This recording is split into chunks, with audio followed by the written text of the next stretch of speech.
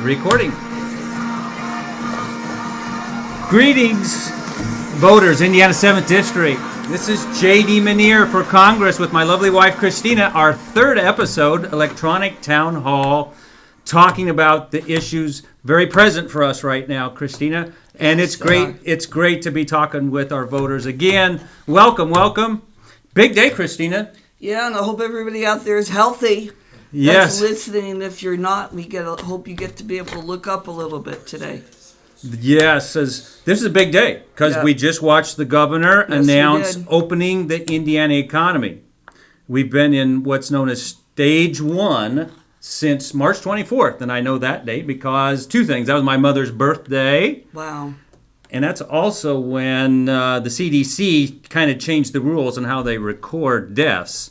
And I know our conservative voters are paying attention to that one. We have a special guest. Yes, we do. And we always play Fight My Battles. Our pastor runs that song, and that's special to us because Rocketown, Nashville, Tennessee, that's where Michael W. Smith recorded that lovely song. And our special guest is Kevin Freeman. Yes.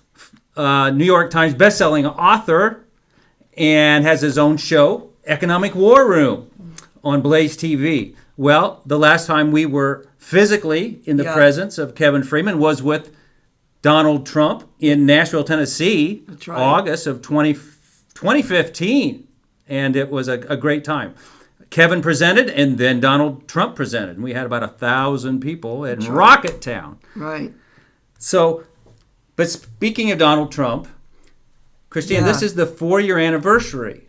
You know, the election would be next Tuesday on the calendar, but because of the COVID-19 crisis, we've pushed it back to June 2nd, 1 month. That's right. But 4 years ago, honey, you were invited by CNN to appear on the New Day show with Allison Camerata. It was Indiana primary day. That morning show had a panel of women talking about, do they like Trump or do they like Hillary? Right. And you did an excellent job. Well, it was brand new for me. I'm telling you, I wasn't expecting. It was like 2 days before the primary that I got the initial phone call. And I thought it was a prank, by the way, because it was not your usual thing that you get on the phone. And I knew it wasn't a telemarketer. But I knew that it had to be something. And sure enough, we got it verified, and it was very real. They flew you out? Yeah, they did. We got treated very well as far as, you know, being flown free on that, being picked up to the airport with the drivers, being brought to the hotels, being treated very, very well. I had a lot of interviews that I had to go through even late that night before the early morning, you know, at 3 and 4 in the morning, that we had to be up and ready in the makeup and the green room and deal with the 2 shows that we were involved with. There was a cut.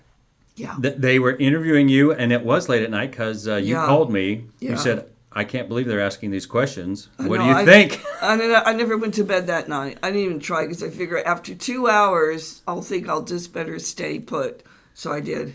Oh, my gosh. You did a fabulous job. Well. And I was with the Trump campaign that day for a while in the morning. Yeah. And Tony Samuel was there. Never forget. And all the Trump team for Indiana.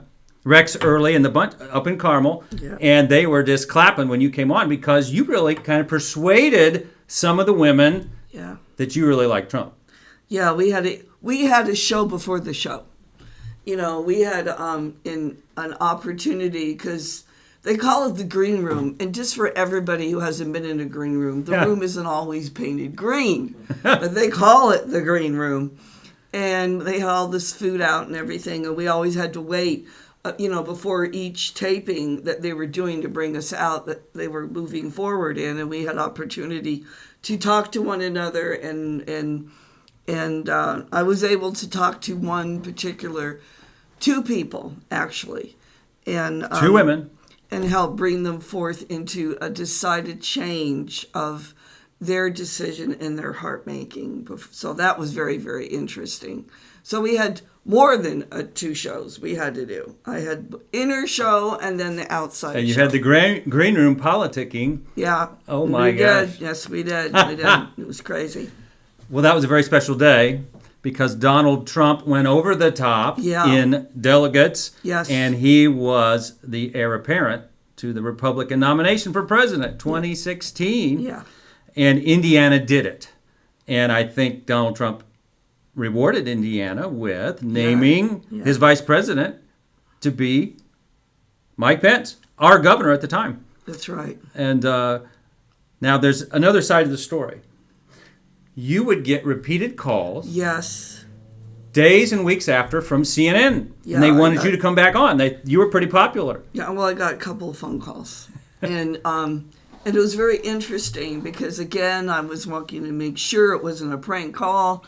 But I got to be able to know a little bit the person that was producing the show. Yes. And whatnot. And her people were calling, and she actually called me in person as well. Mm-hmm. That was pretty amazing. And we were able to have some personal conversations outside of the show on some things. So it was very, very interesting on that. And You but- ministered to her. Yeah, well, on this... You're a pastor. Yeah. And you did minister to her. Yeah, there was areas that we were able to just share some good things in the Lord and Yes. some questions that were answered.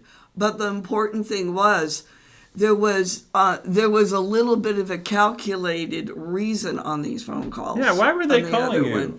And later down the line, even in, I think it was even, last year or the year, they even called me again Yes.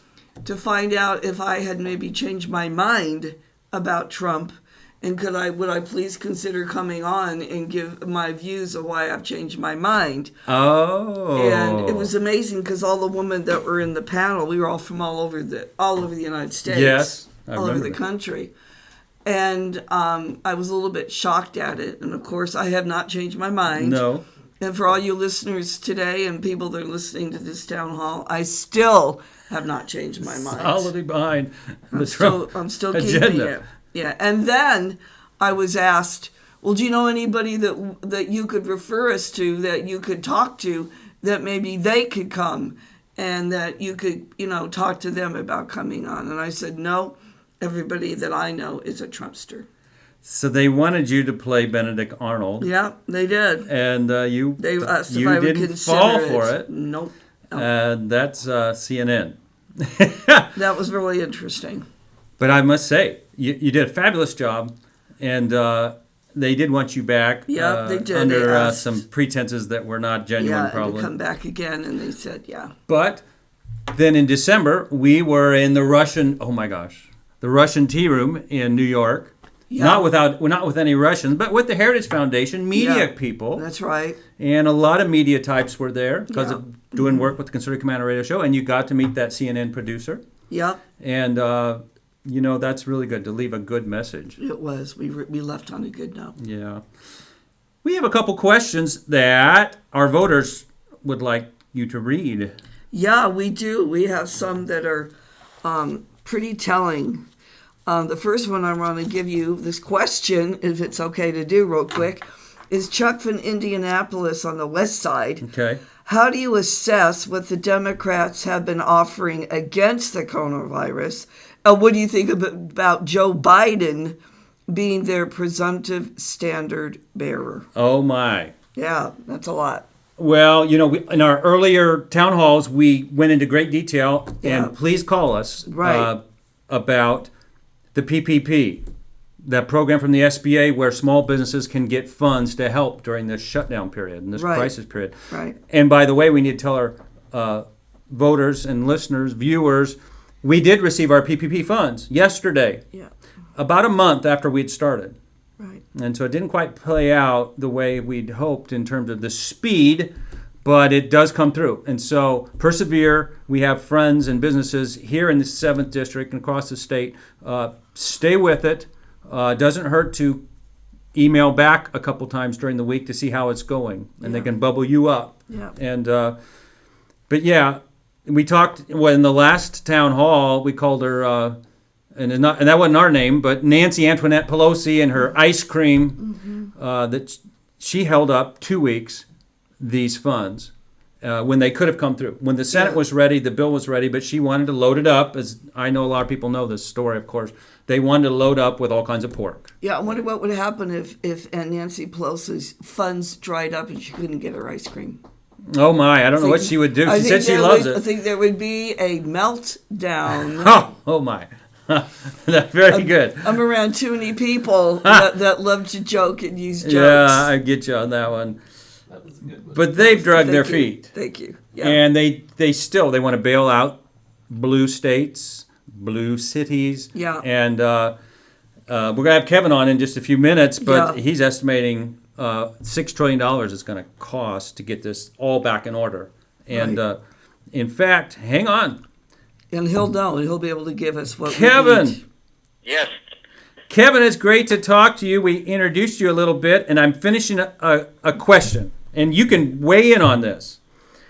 Joe Biden is the presumptive standard bearer, but I mean, even this morning, he didn't do too well on MSNBC with the Tara Reade story, because he's claiming that all of that would have bubbled up to the National Archives, and then what happened? The National Archives pushed back, said no, that was a 5-form process, and we do not have that information, Joe. You must have that back in Delaware. And I think Joe Biden is having a lot of trouble. What say you? Well, I know I saw news reports that he sent a team to Delaware to look at the documents, and I'm guessing scrubbed the documents just a couple of months ago. So, wow. And those documents which were going to be opened have been sealed again. So I don't know what's going on here. I know this. He has not gotten anywhere near the same treatment that Justice Kavanaugh had to endure. And it is the highlight of hypocrisy that people can just sit back and say it is obvious that there are two sets of rules going on here, and whatever. I think he should be presumed innocent until found guilty, and I think decades-old charges should not just surface at the last minute. But playing by their rules, it needs to be examined thoroughly. Well, and now a key Democrat House member from New York, Hakeem Jeffries. Now, he was on that 7-House manager team that Pelosi brought up to the U.S. Senate for impeachment when it seemed like they were really involved with that as opposed to the coronavirus earlier this year. But he has come out and said it must be a thorough investigation. He's calling for a very thorough investigation. Wouldn't that include opening up your records at the University of Delaware?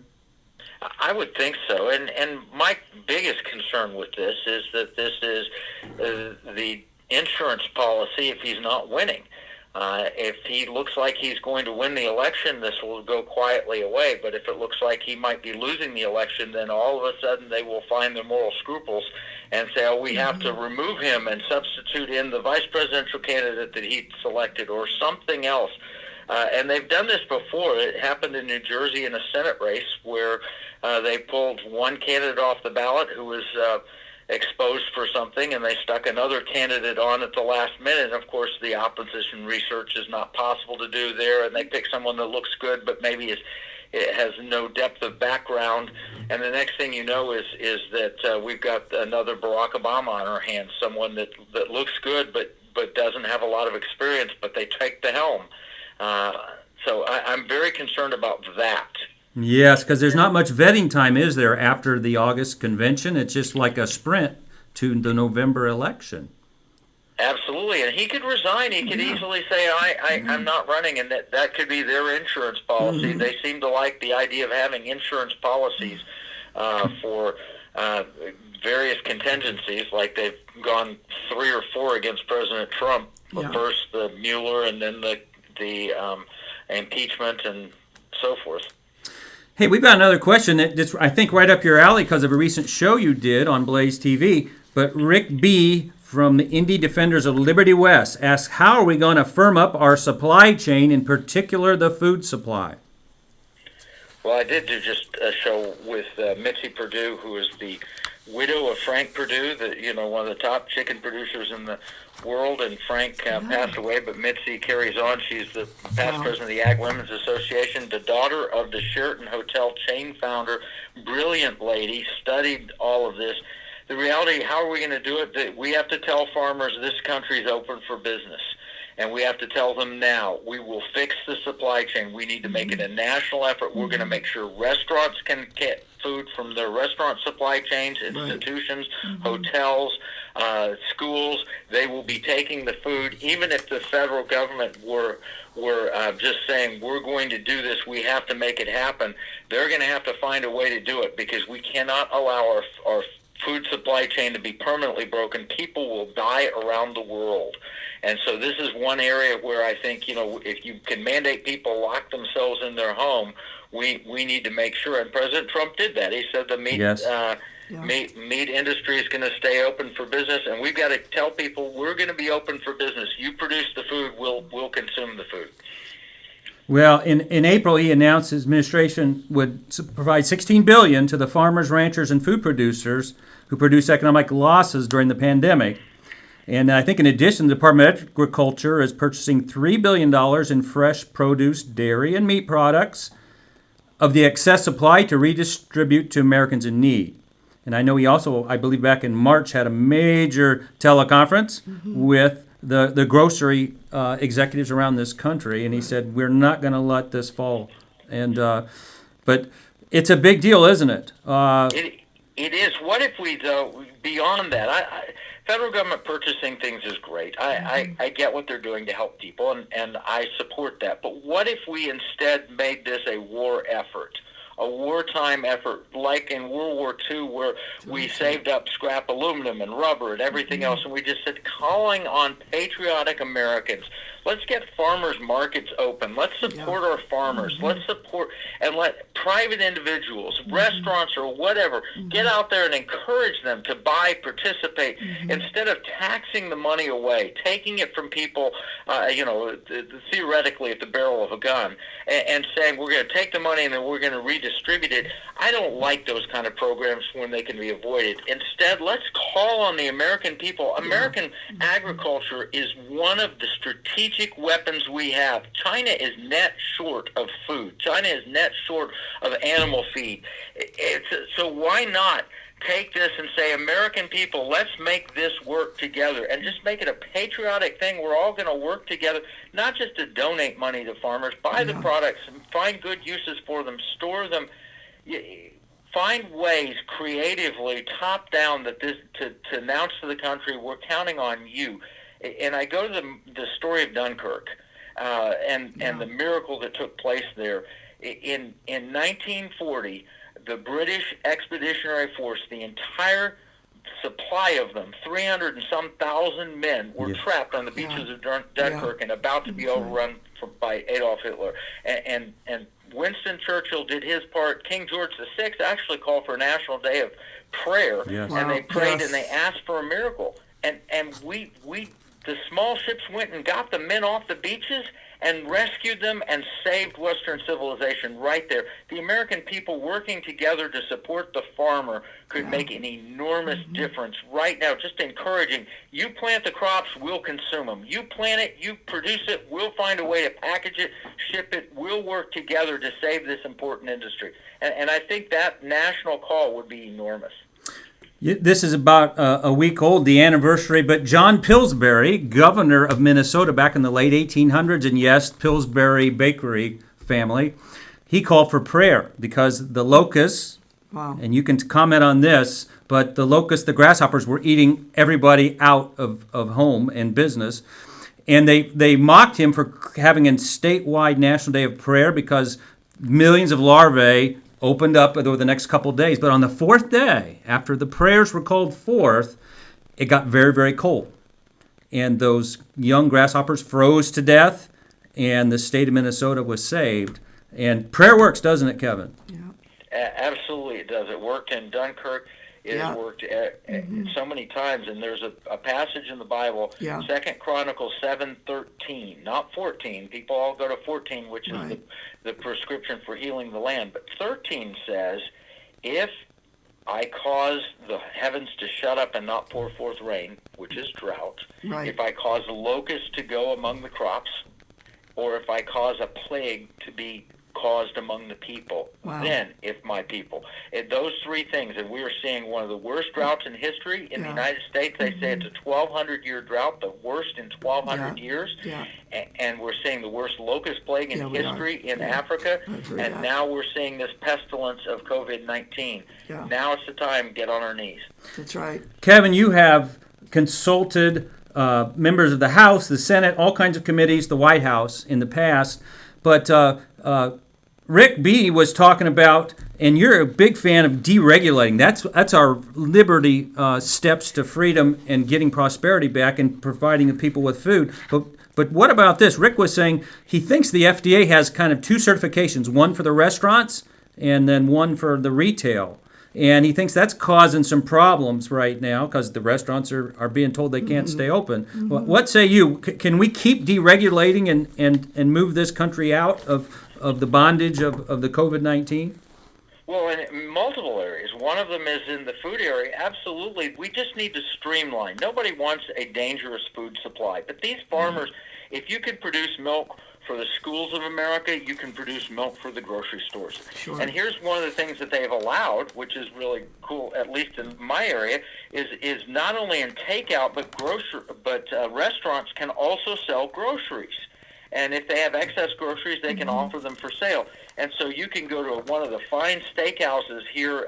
Del Frisco's is one of Texas' finest. And you can go and get dry-aged Del Frisco's beef. Wow. Because they're not serving enough in the restaurant. It stays for a while because it's dry aged. It's special beef, but you can buy that and grill it at home. If they will deregulate, and not just in the food industry, they must also deregulate or keep the deregulation in the healthcare industry. If you can get telemedicine now during the midst of the coronavirus, why can't we have telemedicine operating effectively and efficiently when this contagion is over? Why can we not have telemedicine? Why can't we have doctors crossing state lines to help? Why can't we have insurance policies that you buy across state lines so the insurers don't have to give you Obamacare, all these Obamacare restrictions, but they can offer you the insurance that meets your needs? And if you can't find that in your state, maybe an insurer in another state has the policy that meets your needs. And why can't we allow those things? This is an opportunity for us. The far left is taking this as a progressive opportunity to try and cram down all sorts of things on us. We should be taking the high ground and taking the liberty approach. And that's one of the things I said in the last two specials we've done on this is we have a choice. We can go to tyranny or liberty. I lay before you a choice: life, death, blessing, curse, liberty or tyranny. And if we choose the liberty path, we'll find in 5 years we will have paid off all this excessive debt that we're taking on because we took back our supply chains from China and built things here and manufactured things here. And the second thing is we will deregulate it sufficiently for our economy to grow, and we'll be better off in 5 years than we were when we entered this pandemic. Well, and I got to watch your incredible episode 4 on freeing up our economy. Well, this was the day our governor laid out a 5-stage plan that has us freed up by the 4th of July. That's right. And we're actually in stage 1, and stage 2 starts Monday across our state. But you put out a 7-stage plan of economic freedom in the marketplace. And talk, though, why we have to do this. I mean, it's critical. You've done a lot of data research, and if we don't start freeing things up, it's going to be depression time, tyranny time. That's right. Well, absolutely. The 7-step plan is built around, number one, and we say this very strongly, shelter the truly vulnerable. Because there are people in our society that should not get anywhere near this coronavirus because the death rate is far too high. And I know there's statistics, there's flaws in the statistics and the way that they're calculated and everything else, but I do not want my 84-year-old father out in harm's way. There are some that should be cared for, especially if you have diabetes or high blood pressure or a compromised immune system or any of those things. You should not be out there. So step number one is shelter the truly vulnerable. And we walk through the steps of how to do that. And we have walked through the statistics to explain why it should be done. Right.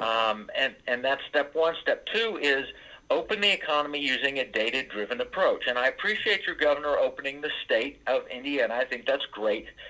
Governor Abbott's opening Texas. Yeah. But here's the reality. There are counties in every state that should have been open 2 weeks ago when we first aired this episode. There will be more people that will die in some counties because of depression or suicide or health risks where they can't get to the doctor or the hospital. The risk is greater keeping shut than being open. And I'll give you a perfect tragic example. If any of you saw the vice president give the speech, graduation commencement speech at the Air Force Academy, it was a beautiful, touching affair. It was a great speech. But there were 2 Air Force Academy students, seniors, that were not there, that did not graduate. They took their own life in their dorm room, locked in their rooms because, we've got to lock everything down. We don't know if you'll graduate. We don't know what's happening. They were deprived, and they were under such enormous stress going into finals. And in that terrible time, 2 of America's finest took their own life. And I guarantee you they were healthy enough. They would not have suffered under COVID-19. They would have survived it. We killed 2 Americans by a lockdown that was inappropriately done. So we do it county by county. There is a web app called restartnow.io. And the engineer who built this, Benjamin Newsma, he's a friend of mine. He's a patriot. He's a believer, solid guy, Christian, wonderful man.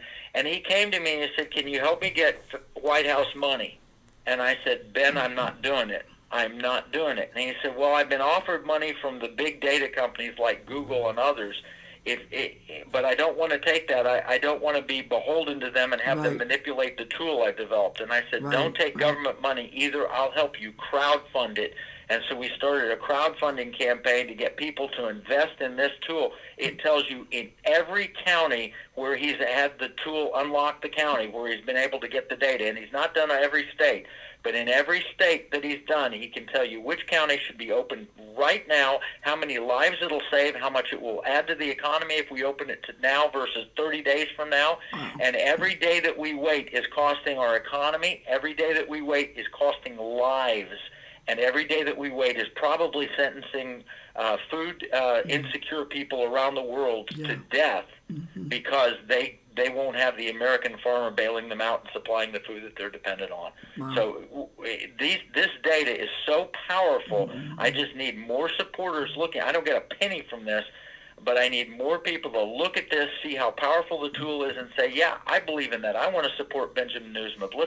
Let's get that tool out there. If I can get him fully funded, get every state unlocked, and get enough people supporting it, I'll take it to the White House then and say, we don't need your money, we just need you to use this tool. Wow. And repeat that again, that website, because we want and we'll post it at later, because this show will be recorded like all our town halls. But give us that website again. It is restartnow.io. And it's so important that we... And there's a button, Support the Cause, that you can click on. You can watch the video, you can see how it works, you can look up every state, but then there's a button, Support the Cause, and you click that, and it doesn't take a lot of money. $100,000 will do it, and I guarantee you if Google were running this, they would get $10 million from the government to build what this man is building for less than $100,000. Wow. But his sophisticated data model, it's a little different, isn't it? Because we're all talking about data-driven policies here. But he does a historical search, doesn't he? Yes, it is not a projection model. It is based on fact. It is based on the data that we already know is true, and so it actually is very valid. And it walks through. We know how many people have diabetes in each county. We know how many people have high blood pressure. We know what the death rate is among those who have that. We know the risk that you have if you're over 60 and how many people are over 60 versus how many people are younger. We know what the county produces economically. We understand, if there are critical needs from that county. So we just say, and the truth is we will end up opening 80 to 90% of the counties almost immediately if they follow the data. And it will shut up the people that are saying, oh, you've got to stay closed for 18 months. It will stop in their tracks the people that are saying, oh no, we have to do this or that show up at those White House briefings all the time and give us this data and told us at one time 2 million people would die, it will stop them in their tracks, because we'll say, are you science deniers? This is data. We're just following data. You don't want to be a science denier, do you? No. And about 30% of the counties don't have any new, I read, don't even have any new cases of COVID-19. And it is rough. I mean, we're here in Marion County, Indianapolis, so we are one of the 3 counties that we have to wait a little longer, according to our governor. So we are batting down our hatches for a few more days. But you got some critical industries in rural America, and you shut them down any longer, it's going to take a terrible economic toll. Talk about that. Oh, absolutely. So we looked at, for example, Michigan's one that's in the news all the time, right? Because of the governor of Michigan.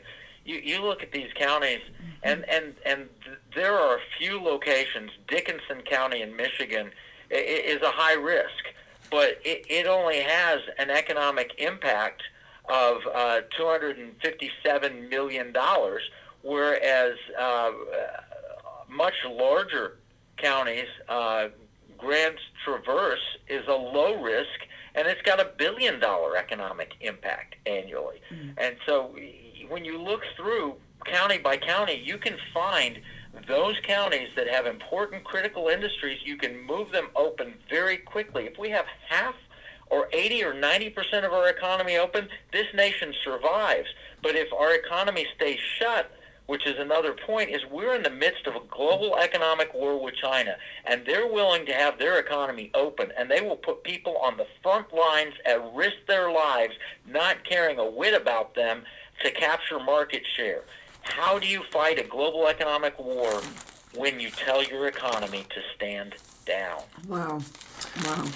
Well, you have a saying, we see our marketplace as a marketplace, but our enemies see it as a battle space. And that's what we have to latch on to, don't we? Absolutely, and nobody's taking into account the national security or really the existential risk here. I got to tell you, there is an existential risk here in the long game. Our debt is reported close to $25 trillion. Let's be real. It's closer to $30 trillion, because when all these subsidies and all these things work their way through, we have really ratcheted up our debt. China is out right now telling the world that the American dollar is under fire, that we're creating an alternative, that they have their own Bitcoin-style currency, which is a virtual currency that they're creating. That they say that with their Belt and Road Initiative, with Russia's support and others, they say you should move away from the dollar. Sure, keep the dollar as a part of a basket of currencies, but it shouldn't be as important as it is. And they're right now, I don't know that they're going to succeed in this effort, but the point is they're trying. And if we have $30 trillion or $35 trillion or $40 trillion of debt, every quarter we stay shut is going to cost the federal government about $5 to $6 trillion to keep up. So at some point our currency comes under fire, and they win a global economic war without us firing a shot. And I tell you that there will be riots in the streets, there will be food riots. We cannot sustain, we are an economic power, first and foremost. We cannot sustain success as a nation with a closed economy in perpetuity. We will die as a nation. And that's a very real risk, and we end up in tyranny. Well, your bullet point 5 in that great episode 4 was make China pay for this. And I offered something on a teleconference a week ago, and you corrected my notion about just not paying on their many treasury notes that they have from us. But talk a little bit to our voters and everybody. How can we make China pay for this? Well, and the original point is that they own about $1 trillion worth of treasury bonds. And you cannot not pay your debts, even if they're the owners, because what would happen is that they would just sell the treasury bonds to somebody else who could collect on them, and they'd sell them for penny. It's like the old script when you issue script in the military in a foreign country. They'll just sell them to somebody that can make good on them, and nobody would give money to us again or buy our debt, because all of a sudden they'd say, well, what if you don't like my policies? Maybe you won't pay your debts back. but they owe us money also. The regime prior to the communist takeover, the Chiang Kai-shek regime, actually borrowed money from us during World War II, and the value of that debt is still outstanding, and we believe we can collect on it. We also could make them pay by recognizing Taiwan as opposed to communist China, and recognize, and we ought to do that. We could make them pay by helping American industries that built up in China to relocate back home, like the Japanese are doing, and so we just yank out of their economy. We could make them pay in all kinds of different ways by removing them from international institutions. And I tell you, they steal $600 billion a year of intellectual property from this nation. And if we stopped allowing that, and we said you have to build here, you can't steal the intellectual property any longer, that alone would add trillions over 5 years. 600 billion times 5 years is $3 trillion, and that's just the initial effects, not the secondary or tertiary effects of them stealing our intellectual property. So the bottom line is we can, with different policies, literally make them pay for a lot of this recovery. Well, and Buy American. What about this example you gave about mask makers in Texas, the largest in North America, and the other nations do subsidize, but we can. It doesn't have to necessarily be a financial subsidy, but we are doing that with the PPP program, the SBA. But there's deregulation. There's a lot of opportunity zones. Talk about that. How we can fight back against China with just using our minds and focusing on liberty. We should make the entire United States one giant opportunity zone. Yes. We should just say we're open for business, and we need to be friendly to American entrepreneurs, and we need to large corporations that have built and allowed China to suck out so much of our intellectual property or our capabilities should step back and bring it home. And frankly, we should honor those businesses that have not moved out. And there's one near me. They make masks. They make the PPE, personal protection equipment. And I'll tell you, every time we've had a problem like this, every single time they've ramped up production to meet the demand. And then as soon as the problem was over, the people instantly went to the cheapest supplier of masks, and they lost all that business, and they had to lay off workers. And it's a very sad thing. Never again. We must not forget. We forgot 9/11 much too rapidly. Never again. China has a Made in China 2025 policy, and we're suffering under that. That's part of why we have so much of our masks and equipment that were made in China that delayed our response. Number two, they have a China standards only 2035 policy where they're taking over the international institutions and making certain that the standardization is to Chinese, not to American. And that's a threat. And then they have a 2045 100-year marathon plan where they dominate the world. That they are the middle kingdom. There's heaven, there's the middle kingdom, and there's the rest of us peons underneath serving China. And that is their full intention, to return China to that position of the middle kingdom, to where they rule over the rest of the planet. And we can't let that happen. We must not forget. We must fight this right now. And really, what we need is the Chinese Communist Party to go, because the Chinese people are tremendous people. If you want to see wonderful people that are Chinese, just look at Taiwan, where they have a better system, but they're terrific people. You come up another point about tort reform. The conservatives always ask about that, but we might need some bankruptcy reform because of this crisis. Talk about that. Yeah, well, a couple of things is Elizabeth Warren's already put forward a lefty version of bankruptcy reform, because there will be massive amounts of unfortunate bankruptcies associated with this. But this is different. It's different from any other time in that there's a rule in every antique store in America. You walk in, you'll see a sign that says, you break it, you buy it. Well, here's the fact. China ultimately broke it, but the U.S. government said, stand down, close your restaurant, we don't want you open, close this, close that, close the other thing. and that it puts a financial toll on the people that have these small businesses that through no fault of theirs Right. are forced into bankruptcy. So smarter people than me need to solve this problem, but there needs to be a way that we can pass that and clean up the debts in some way in the most equitable fashion possible, and pass that to a new buyer or to a new family member, or maybe just reorganization without the stigma or the stain of bankruptcy that carries on forever. So I think a conservative commission needs to look at this, and they also need to look at legal reform, because we can't. I took my family to Disney World once, and 3 out of 4 of us came down with the flu. Never in my wildest dreams did I think I'm going to sue Disney World for allowing flu to spread among my family. Never once, not one time did I think that. But there will be lawyers, and they're out now advertising, if you think you got sick at work, call us.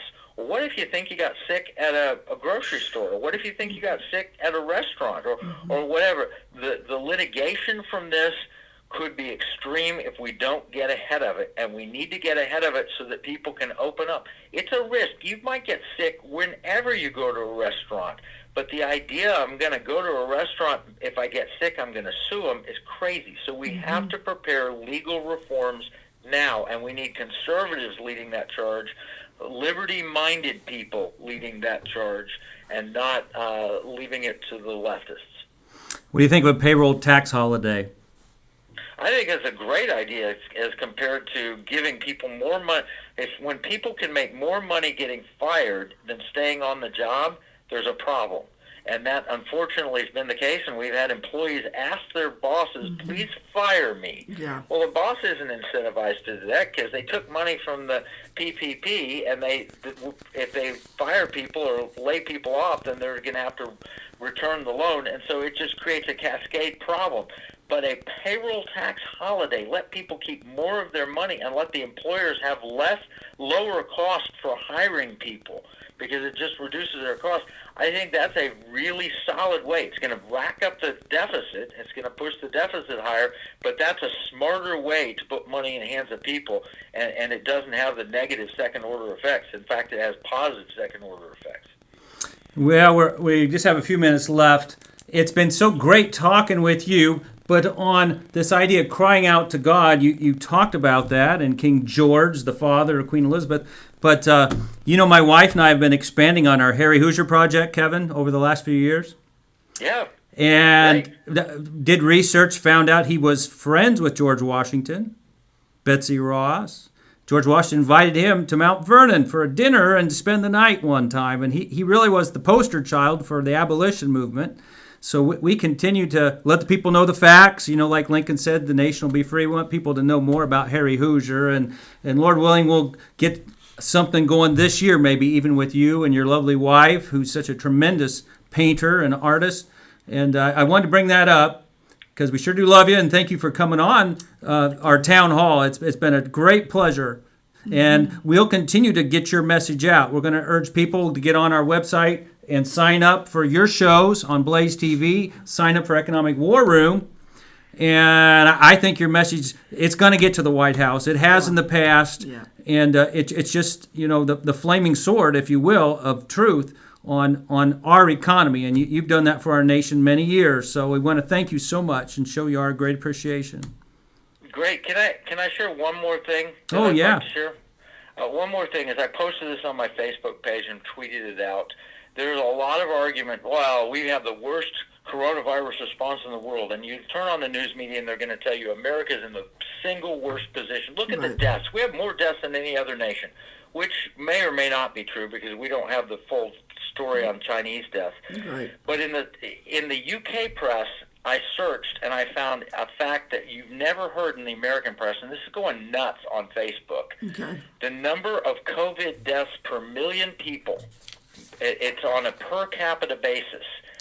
Belgium has the highest in of the developed countries in Europe, and then the U.S. is stuck in that list too. Belgium is 642 people have died per million people. Spain, 510. Italy, 453. UK, 392. France 353, Netherlands 265, Ireland 239. Sweden, which is important because they did not do a lockdown, the quarantine, they did distancing, but they didn't mandate people stay in their homes. 231 deaths per million of population. Switzerland, the only European nation below that, which was 199, and then underneath that is the good old USA, only 178 deaths per million people. It's all tragic. Every death is tragic. But 178 below every nation of Europe, which says that we are having the best response. And if you took New York and New Jersey out of that equation, New York and New Jersey are half of our deaths, it would be closer, under 100 deaths, 1/6 of Belgium, 1/5 of Spain, 1/4 of Italy, 1/4 of the UK. We have had a very good response, and our free healthcare system, as messed up as it is from Obamacare, is better than the socialized medicine taking place in Europe today. And I think that's an important thing people need to know. Yeah, and Vice President Pence pointed that out a couple weeks ago compared to the European Union countries, which are socialist medicine countries, that it was twice, like you said, the death rate, even higher. That is fabulous. Hey, one more thing. Talking about the Bible, and our country needs to get back to God. What does the word quarantine have the root word in Latin mean? You were telling me that. Yeah, it's a French word with the root in Latin. It means 40 days.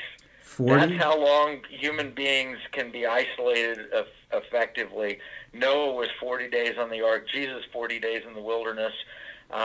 40 days, we've passed that now, and to be locked up for more than 40 days, it seems beyond the normal bearing of humans. And so it's time to go to the Restart Now 7-step plan, make China pay for it. You know, I walked through just a couple of those steps, but you go through. The last one is cry out to God, 2 Chronicles 7:13 and 14. Thank you so much, Kevin. Love you. Thank you, JD. You and yours. Have a God good bless. weekend. All right, God bless. Yeah, bye-bye. Yeah, JD, real quick before we close, a lot of people don't know, but today you talk about one of the last things of crying out to God is that today, worldwide, there is a global day of repentance taking place all over the world today for 24 hours. So it's interesting that here we have, after the 40 days, that is beyond and whatever, and then we have there the meeting with Governor Holcomb. Yes, he announced the plan today. Announcing the plan, but he called it a roadside map. Right. Which is good, so everybody can get out of their minds that this is not going to be a strong socialistic, militaristic kind of mandate. Right. But this is something that we all need to realize we need to work together and cry out to God for this. Well, those are great last words. And with that, we want to thank you, voters. Got my ballot, and I know you can absentee ballot, so we have our ballots, and we'll see you in about a week, and God bless. Keep the faith.